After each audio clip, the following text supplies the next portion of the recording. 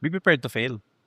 Number one, ang the mindset I want to change, if there was one mindset, something I would change on like a national scale, it's yung takot natin pumalya.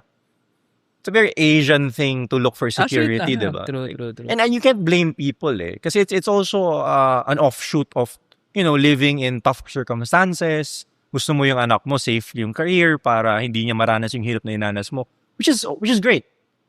But we're at a point in society where if opportunities like this exist, na may breathing room na yung mga tao, mag-isip outside of the box, huminga ng konti, mag-risk ng konti, na hindi naman mako-compromise yung career path nila moving forward. Both things can happen at the same time.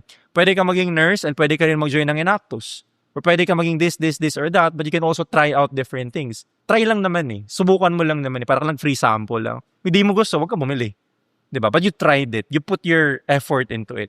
At least na-exhaust na yung sistema mo na, okay, that's not really for me, but at least I gave it an effort. Diba? It's that opportunity to make a choice.